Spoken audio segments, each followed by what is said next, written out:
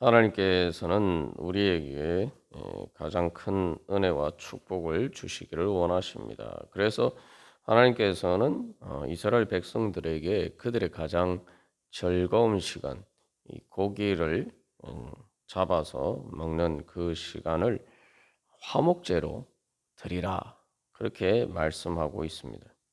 이게 이제 그 이스라엘 백성들이 이제 그들의 삶에서 살아가야 될 가장 중요한 이제 삶의 원리고 또 우리들의 삶의 원리입니다.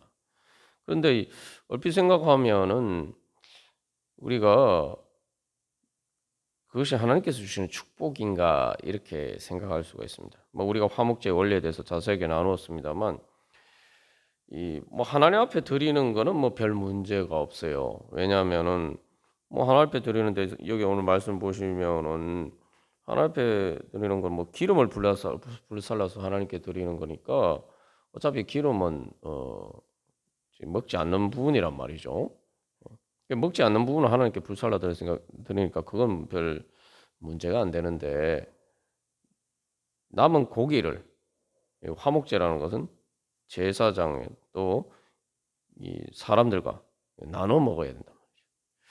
이게 쉽게 말하면은 우리의 그러한 그러면은 이렇게 나눠 먹으면은 내 혼자 먹는 것보다 많이 나눠야 되죠. 말 그대로 나눠야 돼요. 근데 말 그대로 주는 것인데 우리가 생각하는 보통 생각하는 이 즐거움과 좀 배치되는 부분들이 있죠. 우리는 주로 받는 것을 어 복되다 생각하고 뭔가를 얻는 것을 즐거운데 어떻게 주는 것 나눠 주는 것이 즐거울 수가 있느냐. 사실 이게 인제 가장 핵심적인 문제입니다. 그래서 이 그 수점소 우상이 무엇인가에 대해서 뭐 우리가 자세하게 나누었습니다만 수점소 우상은 기본적으로 세상의 풍요를 상징하죠. 그럼 내가 풍요하게 되려면은 나누어야 되느냐.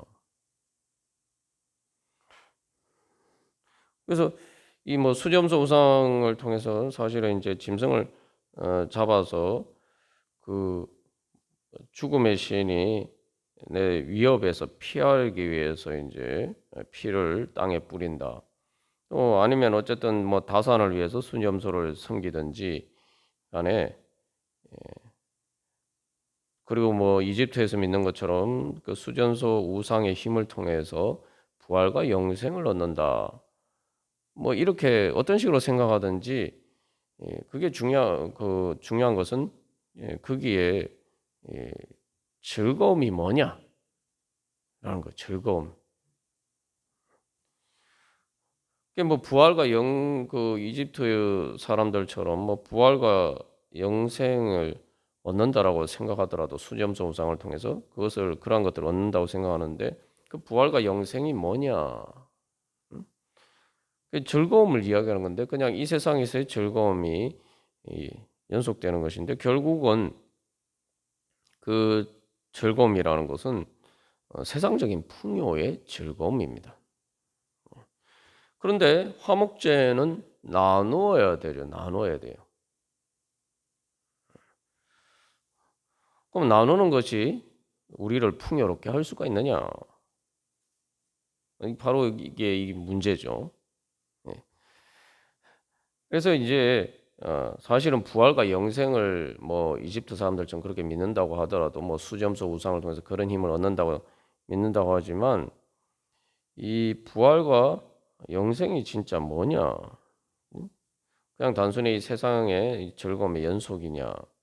그래서 사실은 뭐 수점소 우상 뭐 이집트 사람들은 그러면 그걸 통해서 부활과 영생의 힘을 얻는다고 생각하는데 뭐 죽음의 신을 섬기는 것과 무슨 상관이 있느냐? 또 우리가 이렇게 생각할 수가 있죠. 예. 근데 우리가 세상의 즐거움, 우리가 세상에서 흔히 말해 생각하는 그 풍요의 즐거움만을 진정한 즐거움이라고 생각하면은 그건 사실은 죽음의 신을 섬기는 것과 마찬가지입니다. 아무리 뭐 부활과 영생을 믿어도 사실은 죽음의 신을 섬기는 것과 마찬가지. 왜냐하면은 그 세상의 즐거움이 다라고 생각하기 때문이죠. 그냥 부활과 영생을 믿어도 그냥 세상의 즐거움의 연속선상에서 이제 보는 것뿐이죠. 근데 그 즐거움의 속성 자체는 부활과 영생하고 아무 상관이 없어요. 하나님이 성경에서 말하는 부활과 영생과 아무 상관이 없습니다.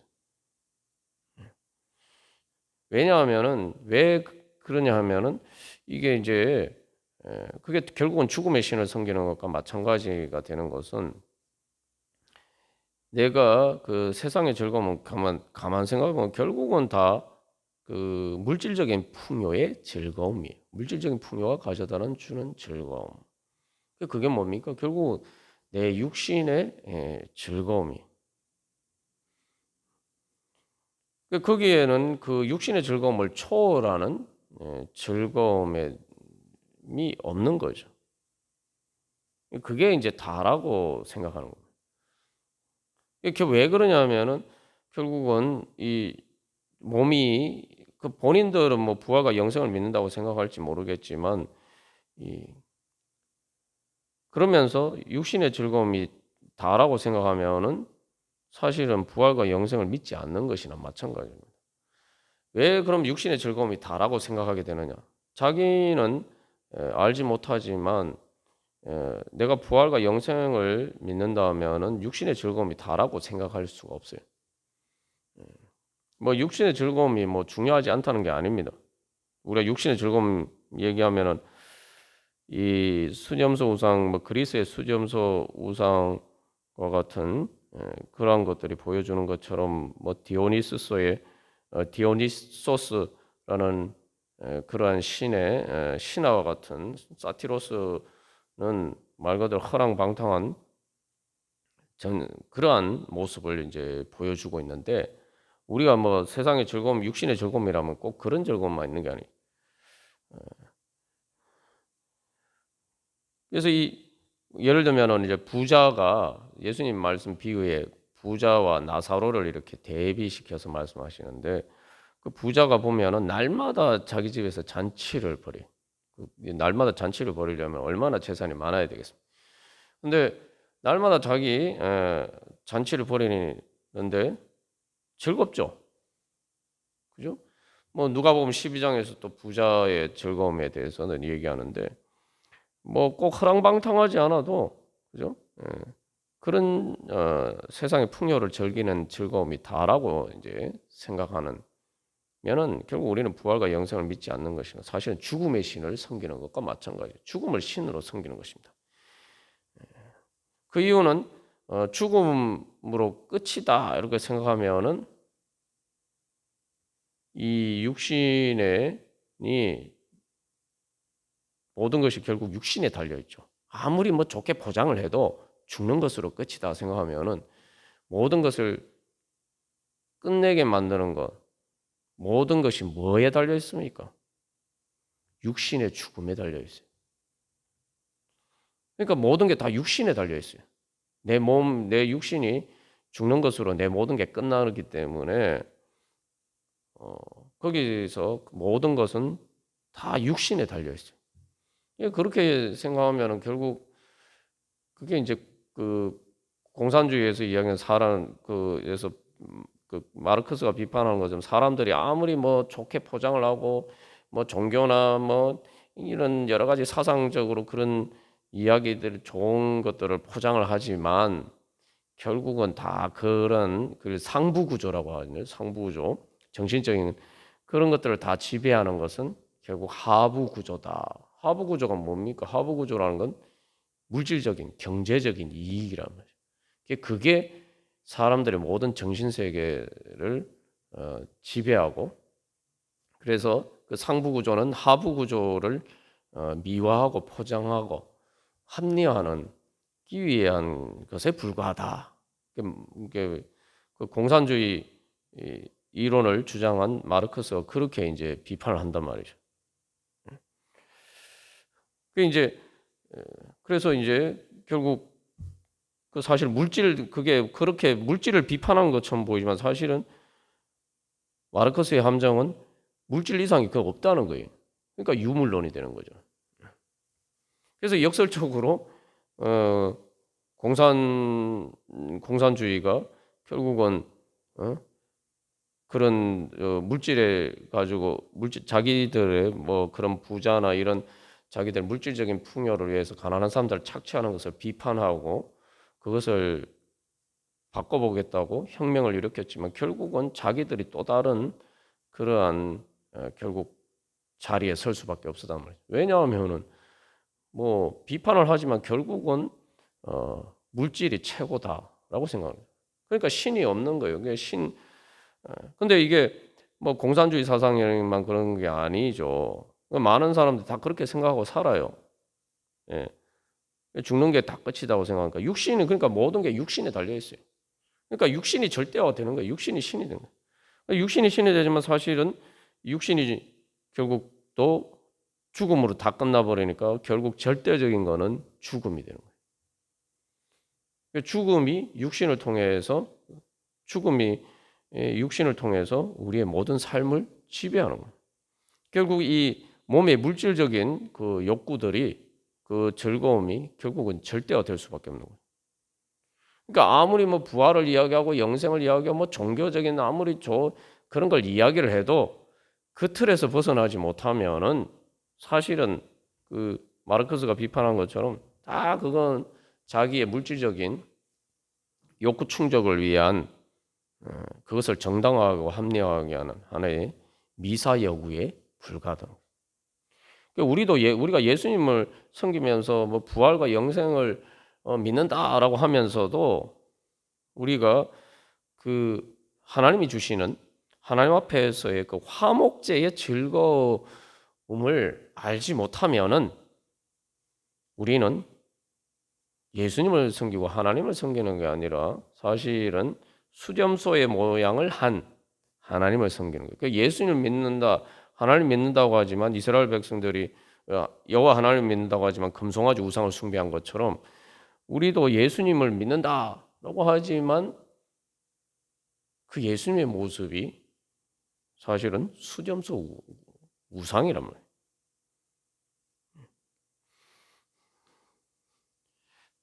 그래서 육신의 즐거움이 최고면 육신은 뭡니까? 육신은 죽음으로 끝나는데 육신의 욕구를 내가 절제를 하고 뭔가 줘야 되는 주는 화목제에 제사를 드려야 된다. 이게 정반대죠.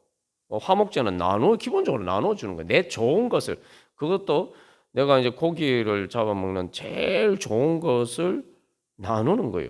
그래서 제사 드릴 때는 뭐 기름만 하나님께 드리지만 제단에는 그것만 드리지만 그걸 또그 화목제 한 부분은 고기 한 부분은 또 제사장에게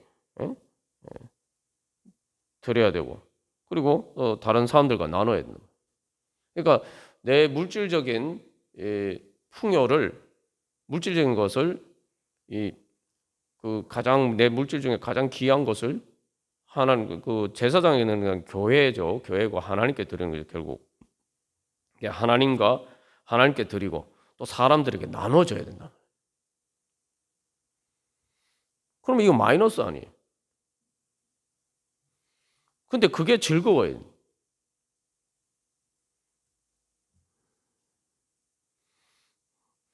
그래서 예수님이 이제 부자와 나사로를 비유하시면서 나사로는 아브라함 품에 있는데 낙원에 있는데 부자는 지옥에 있다 말씀하셨어요. 부자는 거기 예수님 시대의 부자는 어쨌든 간에 뭐 유대인 아닙니까? 뭐 자기 나름 하나님을 섬겼을 거 아닙니까? 그런데 그 부자는 어, 결국 하나님을 섬기는 것처럼 보였지만 사실은 수제염소 우상을 섬긴 것과 마찬가지. 그 이집트 사람들이 뭐 부활과 영생을 믿지만 바로가 어떻게 했습니까? 자기의 피라밋을 건설하고 그 이스라엘 백성들을 노예로 또 부리고 그러면서 억압하고 착취하고 그러면서 자기는 부활과 영생하기 위해서 피라밋을 건설하고 그렇게 했단 말이죠. 그러니까 결국은 우리가 예수님을 믿으면서도 결국 바로처럼 그렇게 살게 된단 말이죠. 이게 이제 그 이스라엘 백성들이 그래서 수점소 우상이 애굽의 우상인데 그걸 이제 자기들이 계속 섬긴 거 아닙니까? 그러면은 뭐 여로보암도 그걸 여로보암도 거기 북이스라엘 왕의 첫 번째 왕인 여로보암 왕도 그 수점소 우상을 세웠는데 결국 이게 보면은 이스라엘 백성들이 가나안에 이제 들어가려고 하는데 하나님의 인도하심을 받는데 그들이 가나안에 들어가서 바라고자 한 것이 뭐냐, 얻고자 한 것이 뭐냐라는 걸 알 수가 있죠. 그러니까 금송아지 우상도 마찬가지고 결국 이 수점소 우상은 이집트의 바로를 상징하는 거예요. 바로에게 부활과 영생의 힘을 주는 우상이란 말이죠. 그러니까 이스라엘 백성들도 가나안 애굽에서 바로 밑에서 종살이하면서 그렇게 힘들게 살았지만 가나안 땅에 들어가서 그들도 똑같이 사실은 또 다른 바로가 되기를 원했다는 거죠. 그러니까 내가 애굽의 바로의 압제에서 고생했지만 그러나 이제 내가 또 바라는 것은 바로가 되는 거예요. 가나안 땅에서 내가 바로처럼 사는 거예요. 그러니까 하나님이 나를 바로처럼 살게 만들어 주기를 원하는 거죠.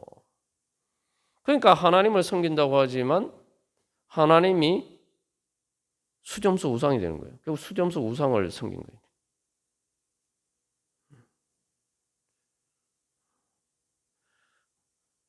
그래서 바로가 그 수점수 우상의 힘을 통해 가지고 뭐 부활하고 영생한다는 바로처럼 나도 그렇게 살고 싶어. 결국 가나안의 땅에 하나님의 인도하심을 받는다고 하지만 그 가나안 땅, 그 우리에게 이제 그거는 가나안 땅은 이제 천국 아닙니까? 천국 하나님 나라인데 그 천국이란 게 뭐냐? 천국에 대한 이미지가 결국 내가 바로처럼 사는 거예요. 바로처럼.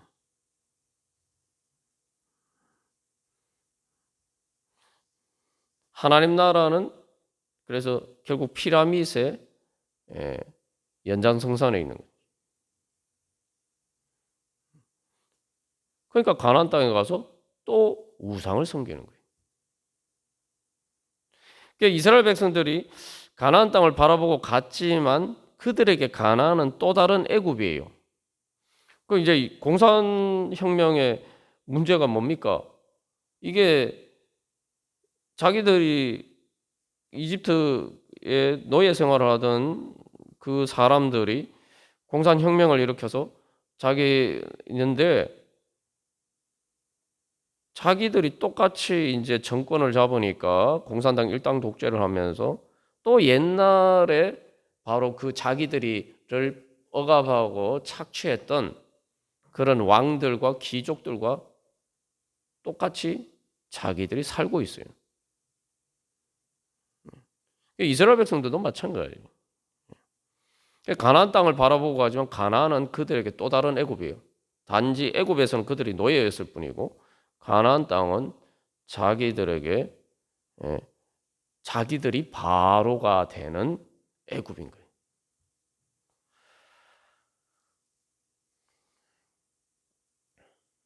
그래서 구약의 말씀을 보면은 이제 이 레위기 말씀의 마지막이 희년에 대한 말씀으로 끝나요. 절기와 희년인데 절기 규정을 잘 보면 절기 특히 이제 신명기에서 그걸 이제 자세하게 또 설명합니다만 다 이게 절기라는 게 잔치거든요. 잔치인데 말 그대로 나누는 거예요. 거기서 특별히 그냥 단순히 나누는 게 아니고 소외된 사람들과 자기의 것을 나누는 거예요. 그래서 소외된 사람이 없도록 하는 게 이 성경에서 레위기나 신명기에서 말하는 율법이 얘기하는 잔치입니다. 근데 이제 예수님이 복음서에서 계속 바리새인들과 이제 충돌하면서 이제 예수님 비판하시는 게 뭡니까? 바리새인들도 잔치를 벌여요. 잔치를 벌이는데 그 잔치는 자기들 친구들, 자기 쉽게 말하면 자기 똑같은 계층 안에 있는 잘 사는 사람들끼리만 모여서 여는 사교 잔치. 그것은 나누는 잔치인 것처럼 보이지만 자기들끼리 만나는 거예요. 그래서 그 나누는 그룹에 들어오지 못하는 사람들과 경계선을 짓는 그런 거예요. 오늘날도 뭐 그런 잔치가 많잖아요. 뭐 그래서 뭐 상류층들이 그런 뭐 그런데 아무나 뭐 초대받는 게 아니잖아요. 그래서 예수님 계속 그걸 비판하시죠. 복음서에 보면은 계속 그런 예수님이 그걸 가지고 책망하십니다. 근데 레위기나 신명기에서 말하는 잔치는 잔치를 통해서 결국 그 소외받은 사람들, 그래서 평소에 그런 즐거움을 물질적인 가난해서 즐거움을 누리지 못하는 사람들도 즐길 수 있도록 만들어주는 잔치고, 그래서 이제 결국은 희년에 대한 말씀으로 레위기가 결론을 맺고 있죠. 그래서 그 희년은 그래서 예수님이 누가복음에서 그 희년의 말씀을 선포하시면서 이사야 말씀을 따라서 그 사역을 시작하시죠. 그 희년이라는 게 뭡니까? 노예를 다 해방시키는 거예요. 노예를 해방시키고 다시 다 이스라엘 백성들이 나누어서 원래 하나님이 나누어 주신 대로 다 공평하게 다시 나누는 거죠. 근데 그게 이제 그 하나님이 주신 말씀이에요. 그래서 이 레위기 17장에 수점석 우상에게 다시 제사하지 말라 이 말씀과 마지막에 절기를 지키는 것과 그 다음에 그 희년 안식년 희년을 지키는 것은 사실은 같은 말씀이에요. 수점석 우상에게 제사하지 말라고 화목제로 모든 그 가장 즐거운 것을 화목제로 주님 앞에 드리라는 것은 그 나누는 즐거움인데 그래서 그걸 어떻게 구체적으로 실현하느냐? 그래서 고기를 잡을 때 보면 크게는 결국은 이제 그게 이 절기와 뭐 유월절, 초막절 이런 또 맥추절과 같은 절기와 그리고 결국은 이제 안식년과 희년에 노예를 해방시키고 또 모든 것을 공평하게 다시 나누는 것으로 결국은 완성이 되는 거죠. 그래서 이게 사실 17장에 수점소를 섬기지 말고 화목제로 드려라 이 말씀과 그 희년의 마지막 레위기 말씀은 이게 수미 쌍관을 이루고 있는 겁니다.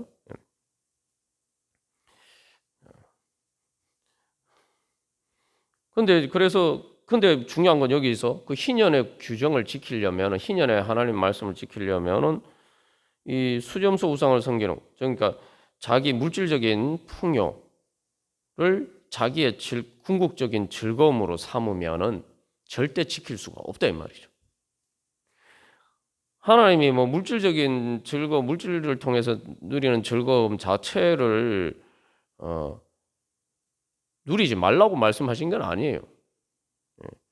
중요한 건 그게 절대적인 게 되면 안 된다는 거예요. 그게 궁극적인 즐거움이 되면 안 된다는 거죠. 그래서 하나님께서는 결국 그렇게 돼야지만 사실은 가나안 땅에 이스라엘 백성들이 들어가서 살 때에 거기에 말 그대로 애굽에서처럼 또 다른 노예가 없는 어떤 사람은 바로처럼 살지만 어떤 사람은 노예처럼 살고 그게 가나안 땅에 이스라엘 실제로 이제 이 가나안 땅에 들어가서 이스라엘 백성들이 자기들이 말 그대로 쉽게 말하면 노예에서 독립해서 자유를 얻은 거 아닙니까? 자유를 얻어서 사는데 결국 거기에서도 보면은 우리가 뭐 열왕기 상하나 이런 뭐 말씀을 보면은 그래서 결국 다시 거기에 또 다른 바로가 사람이 생기고 그게 또 다른 이스라엘 백성들의 또 다른 노예처럼 사는 사람들이 생겨요. 그러니까 여러분 구약 성경을 보시면은 계속 그 선지 예언서들 보면은 뭐 이사야 예레미야 이 예언서 선지서들을 보면은 선지자들이 뭘 비판합니까? 전부 다 비판하는 게 그거예요. 왜? 그 단순히 어떤 비판하는 게 아니고 하나님의 말씀을 왜 따르지 않느냐? 그 하나님 말씀이란 결국 뭐 많은 말씀이 있지만 결국 이 사실 그 원리가 이 레위기 17장의 그 화목제 원래 그 화목제의 즐거움을 추구하면서 왜 너희들이 살지 않냐? 그 즐거움을 버리고 수점수 우상을 섬기는 그런 육신의 즐거움만 따라서 추구하는 것을 비판하는 거죠, 사실. 그러니까 이제 이 가나안 땅에 들어갔는데 거기 그 가나안 땅에 하나님의 법에 따라 살면은 결국은 다 거기에서 서로가 행복하게 함께 잘 살게 된단 말이에요. 이게 여기서 중요한 것은 뭐 우리가 하나님의 말씀에 따라서 이 그 화목제의 원리에 따라 살면은 사실은 하나님께서 우리가 다 넉넉하게 살 수 있도록 다 물질적인 축복을 주셨어요. 그런데 그걸 말씀 따라서 살지 않으니까 탐욕에 따라 사니까 결국은 마치 세상에 자원이 부족한 것처럼 그렇게 산단 말이죠.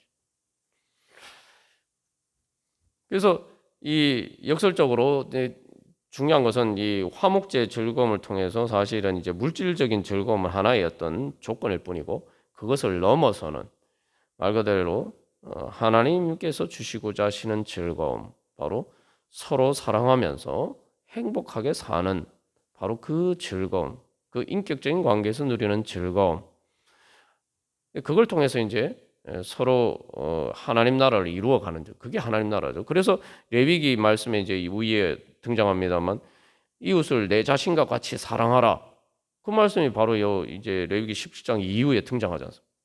결국 17장 이후에 등장하는 말씀이 이렇게 내 이웃을 내 자신과 같이 사랑하라. 그게 화목제의 즐거움을 추구하라는 얘기예요. 그래서 내가 내 좋은 것을 함께 나누는. 그래서 그것은 또 이 자기 가족이 확장이죠. 가족. 그래서 레위기 17장 이후에 계속 하나님 말씀하시는 말씀이 강조하는 말씀입니까? 그 명령을 주시면서 뭐라고 말하냐? 나는 너희가 종살이하던 노예 생활을 하던 애굽에서 구원해낸 하나님이다. 너희가 그 노예에서 해방되었잖냐? 그러면 너희들도 그렇게 노예를 해방하는 그런 삶을 살아야 된다.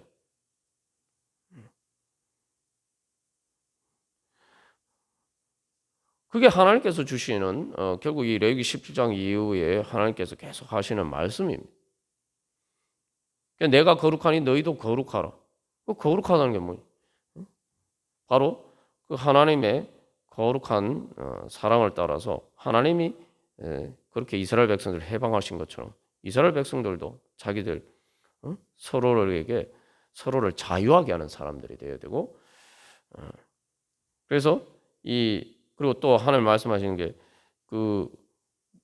결국 하나님을 중심으로 해서 이스라엘 백성 전체가 한 가정 공동체가 되는 가정이죠.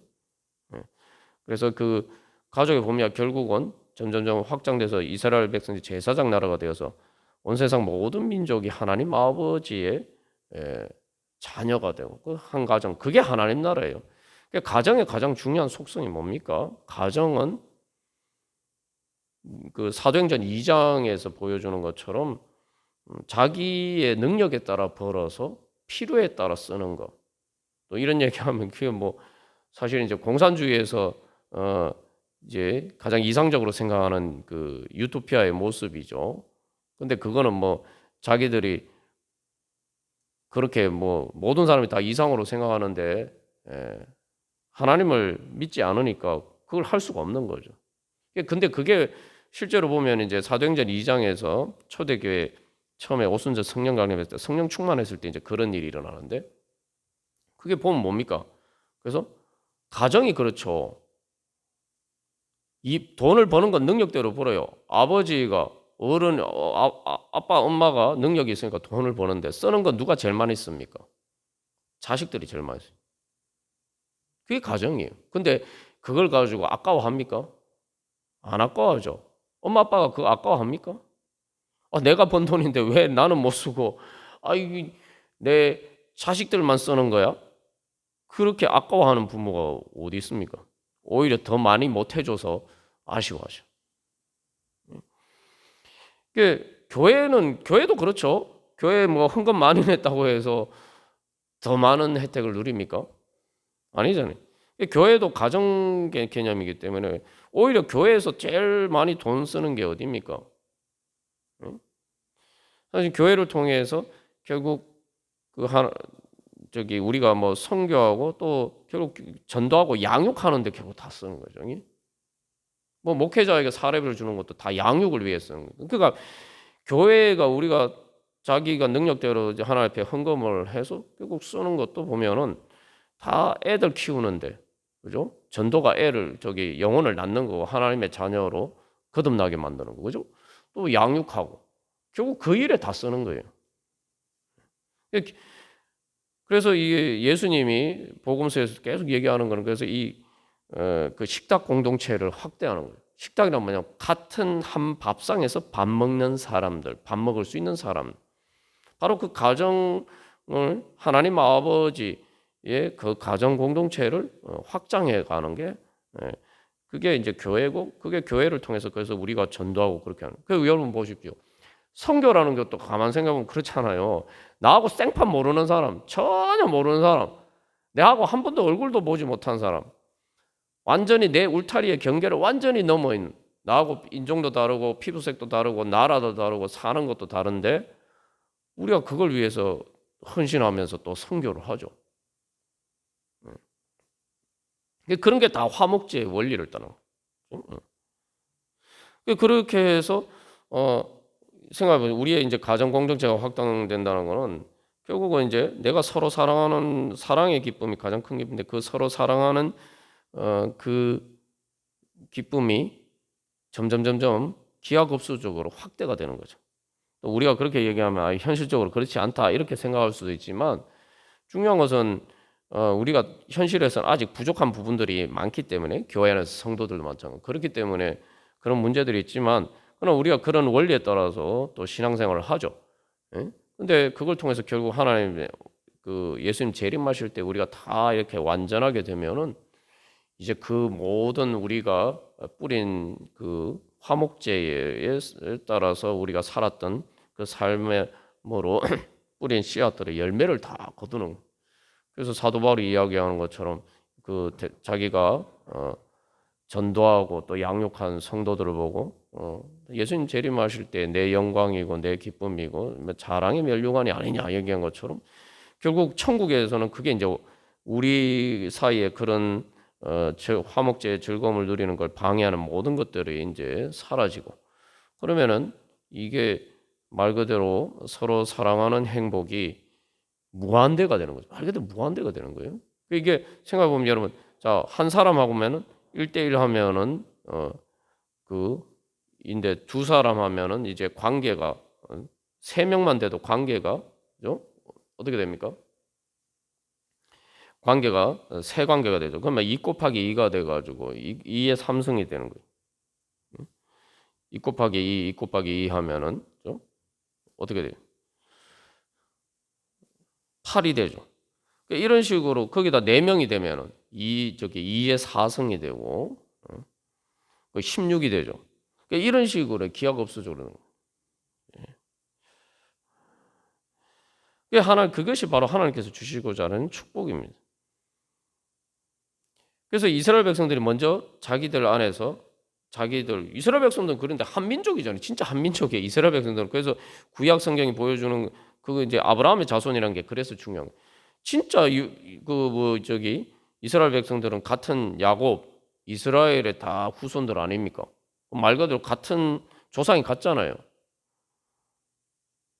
그런데 그래서 진짜 그 의미처럼 진짜 한 가정처럼 그렇게 가나안 땅에 가서 그렇게 하나님 나라를 이루고 하나님 말씀에 따라 살아서 화목제의 원리에 따라서 그렇게 하고 말 그대로 그래서 화목한 그런 공동체 하나님 나라 공동체를 이루고 그걸 통해서 이제 온 세상 모든 민족에게 복을 나누어 주는 그러한 제사장 나라가 되라고 하나님 이스라엘을 세우셨죠. 근데 이제 수점소 우상을 섬겼단 말이에요. 하나님을 섬긴다고 하면서. 그러니까 어떻게 됩니까? 거기에서는 결국은 자기들이 다 바로와 같은 왕이 되고 내가 바로와 같은 왕이 되고 바로와 같은 즐거움을 추구하니까 어떻게 됩니까? 자기들이 이집트에서 노예했던 것처럼 노예를 살았던 것처럼 내가 바로가 되려면 다른 사람을 또 노예로 만들어야 돼. 그래서 사실은 이 레위기에서 말하는 이 화목 희년의 법이 이스라엘에서 한 번도 제대로 지켜진 적이 없어요. 심지어 유월절도 별로 제대로 지켜진 적이 없고 안식일도 제대로 지켜진 적이 없어요.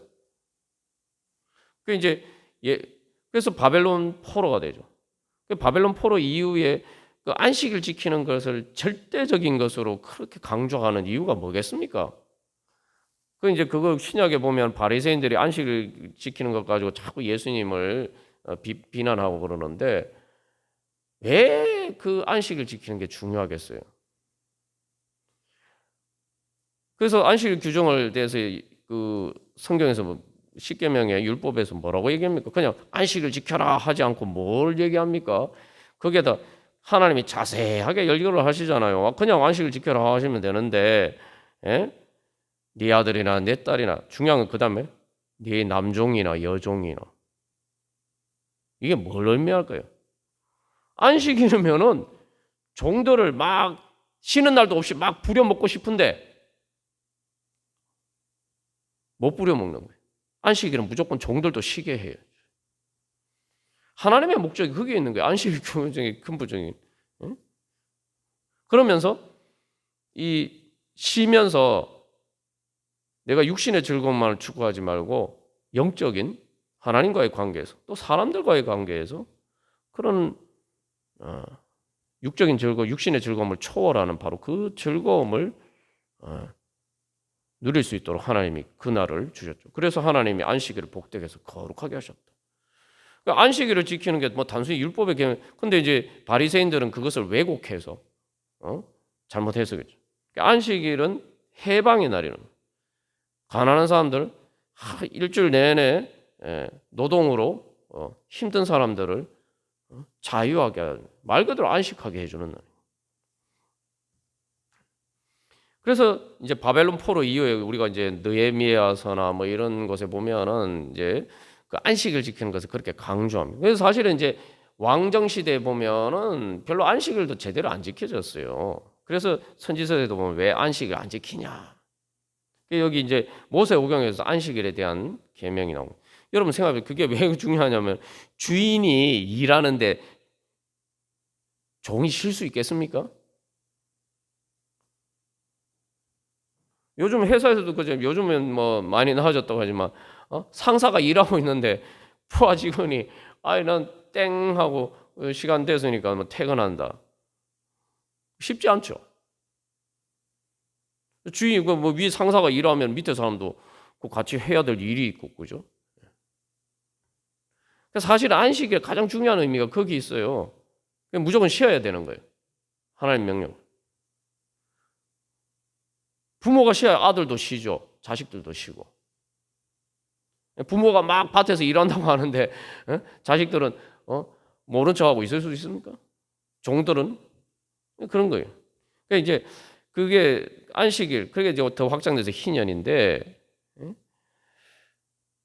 그래서 이스라엘 백성들이 그 가나안 땅에 들어가서 수점수 우상을 섬기고 여로보암 왕의 세운 그걸 섬긴 것처럼 그렇게 섬기고 그래서 결국은 그렇게 섬기다가 그 안에서 이스라엘 왕들은 자기들이 또 다른 바로처럼 그렇게 백성들을 억압하며 살았다. 그러니까 어떻게 됩니까? 그게 또 멸망하는 거예요. 그래서 바벨론 포로가 돼서 다시 원래 아브라함이 나왔던 그곳으로 다시 거꾸로 돌아가잖아요. 그러니까 이게 뭐냐면 구약 성경이 보여주는 거는 이스라엘 백성들이 하나님의 화목제 원리에 따라서 하지 않고 그 하나님의 천국의 즐거움, 그게 천국의 즐거움이에요. 그게 그 진짜 진정한 살아계신 하나님이 다스리시는 하나님 나라, 바로 그 천국의 즐거움을 추구하지 않고 수점소 우상, 바로 세상의 즐거움을 추구하면서 살고 그런 것이 가나안 땅에서 자기들이 이제 바로처럼 살려고 하니까 어떻게 되세요? 그래서 애굽에서 나와서 자기들이 이제 바로처럼 살려고 했는데 그렇게 살려고 하니까 결국 바벨론 포로가 되고 말았어요. 그래서 애굽에서 나온 것보다 더 후퇴해버려요. 애굽에 노예 생활한 것보다 더 후퇴해버렸어요. 그게 이스라엘 백성들뿐만 아니라 뭐 애굽의 바로도 마찬가지고 결국 그러한 수점서 우상을 섬기는 것처럼 세상의 즐거움만은 그런 추구하면서 물질적인 풍요나 그런 즐거움만 추구하면서 살면은 결국 우리는 다 그런 신세가 되고 만다는 거예요. 우리가 오늘 이 예배라는 게 결국 하나님을 섬기는 거 아닙니까? 하나님을 섬긴다는 것은 하나님이 하나님께서 하나님 나라의 원리에 따라 사는 거예요. 그리고 그 하나님께서 말씀하시는 우리에게 주시고자 하시는 축복이 가장 거룩한 것이고 가장 귀한 것이다. 그렇게 믿는 거예요. 그래서 우리가 그러면은 이 하나님 앞에 정말 화목제를 드리는 그러한 믿음으로 살아가고 있느냐? 그래야지 우리가 하나님 나라 잔치에 참여할 수 있습니다. 우리가 다시 한번 우리 자신을 돌이켜 보면서 내가 정말 하나님 나라의 잔치에 참여하기를 원하는가? 내가 하나님 나라의 즐거움에 참여하기를 원하는가? 예수님이 그 하나님 나라 잔치에 대해서 이야기를 하시면서 내 주인의 즐거움에 참여하라. 그래서 하나님 나라의 그 잔치로 초대하시는데 그게 복음이죠. 그래서 우리가 정말 그 복음을 믿고 살아가고 있느냐? 아니면 내가 예수님 믿는다고 하면서도 하나님 나라가 아니라 예수님을 이 땅에 보여주내 주신 바로 그 살아계신 하나님 성삼 예수님을 포함해서 그 성삼위일체 하나님의 나라의 즐거움을 추구하지 않고 나는 수점서 우상을 섬기고 있지 않는가. 그래서 정말 예수님의 그 말씀이 그래서 이 화목제의 원리를 그러니까 원리를 예수님께서는 사도 바울이 사도행전에서 이야기한 것처럼 주는 자가 받는 자보다 더 복이 있다. 그 예수님 말씀이라고 얘기했잖아요. 그게 화목제의 원리. 이제 그래서 정말 나는 그 즐거움이 하나님 나에게 주시는 축복이라고 생각하고 그 즐거움을 사모하면서 그렇게 살고 있느냐. 그래서 만약에 그래서 주님 우리 안에 저도 모르는 그 수점서 우상과 같은 것들이 있다면 주여 깨트려 주시옵시고 영적인 눈이 열려서 주님 바로 하나님의 그 말씀에 따라서 화목제의 원리를 따라서 사는 수 있는 그러한 믿음을 주시고 그것을 통해서 참 하나님 나라의 잔치의 그 즐거움을 이 땅에서도 누리고 바로 하나님 나라 그 잔치를 예수님을 대신해서 우리가 이 땅에서 사람들에게 베풀어 주는 그런 우리가 되고 그런 교회가 되고 그것을 통해서 주님 하나님 나라 이루어가게 해주시고 그래서 우리가 영원한 하나님 나라의 화목제의 그 잔치에 주여 참여하게 하여 주시옵소서. 우리 그런 믿음으로 함께 기도하겠습니다.